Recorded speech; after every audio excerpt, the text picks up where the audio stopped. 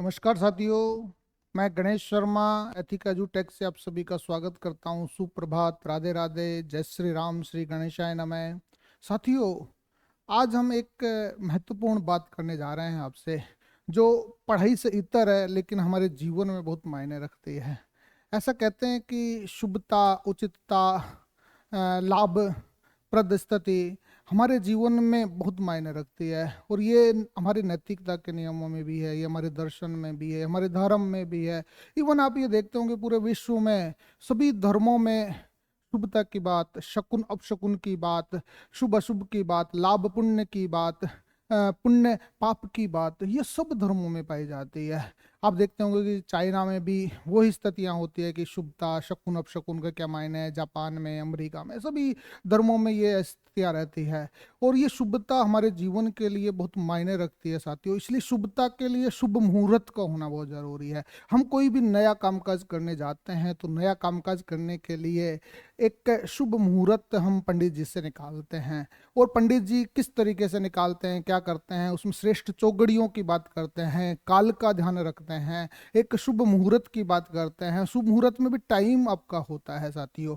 हम विश्व के अन्य धर्मों की बात करें कि आप देखते होंगे कि हिंदू धर्म में जो शुभता का महत्व है, जो शुभ मुहूर्त का महत्व है, वही मुस्लिम धर्म में बिस्मिल्लाह का महत्वपूर्ण योगदान है। उसी तरीके से हम बात करें ईसाई धर्म में, ये ईसाई धर्म में सैक्रामेंट्स का बहुत बड़ा योगदान है जो पवित्रता की बात करता है। हम पारसी धर्म की बात करें तो ये अग्नि की पवित्रता की बात करता है। ये हम सिख धर्म की बात करें तो सिख धर्म में भी इसी प्रकार के पाहुल संस्कार की बात होती है साथियों। हर धर्म में शुभता छिपी हुई है। जैन और बौद्ध धर्म में भी शुभता की बात होती है। तो ये वैश्विक स्थिति की बात करें, हम भारत के संदर्भ में ही बात करें साथियों, भारत के संदर्भ में भी, और स्पेशली हिंदू मान्यताओं में शुभता बहुत मायने रखती है। इसलिए हिंदू मान्यताओं में जो हमारे हिंदी माह हैं या विक्रम संवत के आधार पे जो माहों के नाम लिखे गए हैं, मंथ्स हैं, हमारे मासिक स्थितियां हैं, वो बेसिकली सूर्य की स्थिति के आधार पर तय की गई है, ग्रह नक्षत्रों की स्थिति के आधार पर तय की गई है। तो एक ग्रह नक्षत्र आप जानते होंगे कि 26 ग्रह नक्षत्रों के आधार पर 12 प्रकार के महीनों के नाम बताए गए हैं।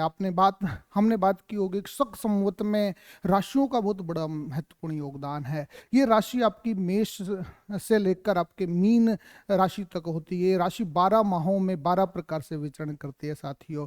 हम बात करेंगे पखवाड़े का बहुत महत्व है, स्थान है हमारे, क्योंकि कृष्ण पक्ष और शुक्ल पक्ष की स्थितियां हैं। हमारे यहाँ जो शुभता की बात है वो मुहूर्त से निकाली जाती है। आप लोगों ने सुना होगा कि ब्रह्म मुहूर्त हमारे सुबह 4 बजे से स्टार्ट हो जाता है, और ऐसा कहते हैं कि सूर्योदय से 1.5 घंटे पहले ब्रह्म मुहूर्त की शुरुआत होती है। लेकिन हम जब पुराने स्थितियों को देखें तो स्थितियां ये बताती है कि सुबह 4 बजे से 7 बजे तक ब्रह्म मुहूर्त होता है। इस ब्रह्म मुहूर्त में आदमी को दैनिक कार्यों से निवृत्त होकर पूजा पाठ कर लेना चाहिए, और उसके बाद में सारे कामकाज शुरू करने चाहिए। और हमारे ऋषि मुनि भी इसी तरीके से बात करते थे। हमारे जो संगीत के जो पाठ किए जाते थे, जो आपके उसके ताल, राग, सारे के सारे एक निश्चित मुहूर्त में ही किए जाते थे। जो हमारे ऋषि मुनि थे, हमारे जो लोग थे, वो एक शुभ मुहूर्त में ही पठन पाठन अध्ययन अध्यापन किया करते थे। इसी तरीके से जो कोई व्यापारिक कार्य करने जा रहे हो या कोई सरकार में राज तिलक होने जा रहा हो, वो भी शुभ मुहूर्त में माना जाता है कि शुभ मुहूर्त में होना चाहिए। चाहे किसी भी दल की सरकार रही हो या किसी भी पार्टी ने सरकार बनाई हो, एक मुहूर्त एक बार जरूर निकालती है। वैवाहिक समारोह हो या मांगलिक अवसर हो या नया कार्य प्रारंभ कर रहे हो या व्यापार कार्य प्रारंभ कर रहे हो, तो उसमें शुभता की बहुत महत्ता रखती है। तो इसी क्रम में हम बात करें कि साथियों, कि हमारे दिन के 8 पहर होते हैं। ये 8 पहरों को हम 3 घंटों में बांट सकते हैं, और ये 3 घंटों में भी 2 काल होते हैं। 2 काल को 1.5 घंटों में हम बांटते हैं, और ये काल, एक पहर में 4 चौगड़ियों होते हैं, कहते हैं 4 घड़ियां होती है, जिनको हम चौगड़िया कहते हैं। चौगड़िया में भी एक निश्चित टाइम होता है जिसमें शुभ कार्य किए जाते हैं।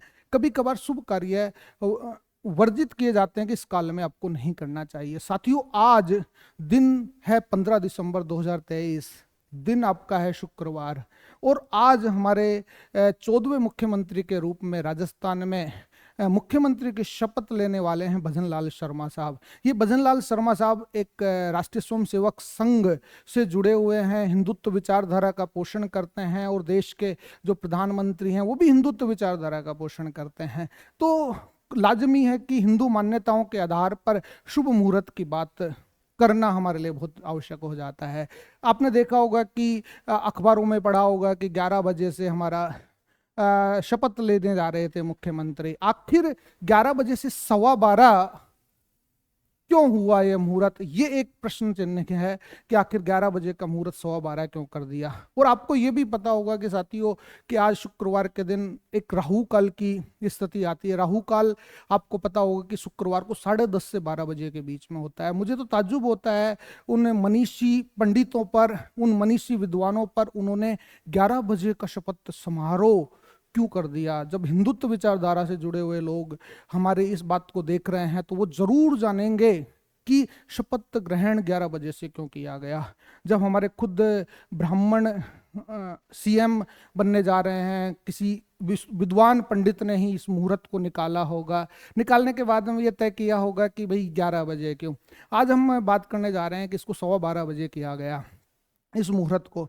तो आपको पता होगा कि राहु काल रोज आपके क्या होता है कि 1.5 घंटे का होता है और अलग अलग समय होता है। जैसे मान लीजिए शुक्रवार को 10:30 से 12 बजे तक का है, आप शनिवार को जाएंगे तो 9 से 10:30 बजे हो जाता है, आप रविवार को जाएंगे तो 4:30 से 6 बजे हो जाता है, सोमवार को जाएंगे तो 7:30 से 9 बजे हो जाता है। इस तरीके से हमारा ये राहु काल की स्थिति चलती रहती है। और ऐसा कहा जाता है कि राहु काल बेसिकली राहु और केतु ऐसे 2 राक्षस थे जिन्होंने क्या किया कि जब विष्णु जी मोहिनी का रूप धारण करके अमृतपान करा रहे थे तो क्या हुआ कि राहु और केतु राक्षस उस देवताओं के रूप में धारण करके वहां चले गए। तो मोहिनी रूप धारण में उन राहु केतु का वध कर दिया। तो केतु का तो धड़ अलग हुआ और राहु जो है उसका सिर अलग हुआ। तो सिर क्या कहता है, आदमी का चक्र आता है, घिन्न चक्र आता है, आदमी को भ्रमित करता है, दिग्भ्रमित करता है। इसलिए राहु काल में ऐसी स्थितियां नहीं होनी चाहिए जो व्यक्ति को दिग्भ्रमित करे। यदि केतु की स्थिति यहाँ रहती है तो व्यक्ति को चलायमान करती है। तो इस स्थिति में लोगों से कहा गया है कि जो भी आप शुभ कार्य करें उसको वर्जित माना गया है। इसीलिए 12:15 बजे सीएम की शपथ का कार्यक्रम तय किया गया है। और सीएम शपथ का जो कार्यक्रम है वो अभिजीत मुहूर्त में किया जाता है। साथियों आपको पता होगा कि श्रेष्ठ चौघड़िया, जैसे हमने आपको बताया कि एक पहर होता है, पहर 3 घंटे का होता है, 3 घंटे की 4 घड़ियां होती है जिनको चौघड़िया कहते हैं। चौघड़िया में एक निश्चित समय होता है, ये 45-50 मिनट का चौघड़िया होता है। और इस चौघड़िया में एक अभिजीत मुहूर्त होता है जो बुधवार को नहीं आता, बाकी हर रोज आता है। बेसिकली ये 12 से 1 बजे के बीच में रहता है। और 12:15 आज हमारे सीएम शपथ लेने वाले हैं जो अभिजीत मुहूर्त में किया जाएगा। और बुधवार को इसलिए अभिजीत मुहूर्त नहीं होता क्योंकि बुधवार को अभिजीत नामक एक व्यक्तित्व का जन्म हुआ था और इस जन्म के बाद उनका वो बुधवार अपने आप में ही शुद्ध होता है। दूसरे वारों की हम बात करें तो अभिजीत मुहूर्त में सारे कामकाज किए जाते हैं। अब हमारे सीएम साहब जो शपथ ले रहे हैं वो बेसिकली अभिजीत मुहूर्त में ले रहे हैं, शुभ कार्यों के लिए ले रहे हैं। और हम ये चाहते हैं कि हमारा राज्य दिन दूनी रात चौगुनी प्रगति करें और हमारे देश में हर व्यक्ति को रोजगार मिले, हर व्यक्ति अपनी आय और संपत्ति की असमानता को कम करे, हर व्यक्ति का सतत और समावेशी विकास हो। इसी संकल्पना के साथ में आज हमारे राज्य का मंत्रिमंडल का शुभारंभ हो रहा है और 16वीं विधानसभा के लिए ये 14वें मुख्यमंत्री के रूप में शपथ ले रहे हैं। तो सबसे पहले आप सभी को मैं हमारे राज्य के उज्जवल भविष्य के लिए शुभकामनाएं देता हूं। नमस्कार। और आप देखते रहिएगा हमारा एथिका एजुटेक। धन्यवाद।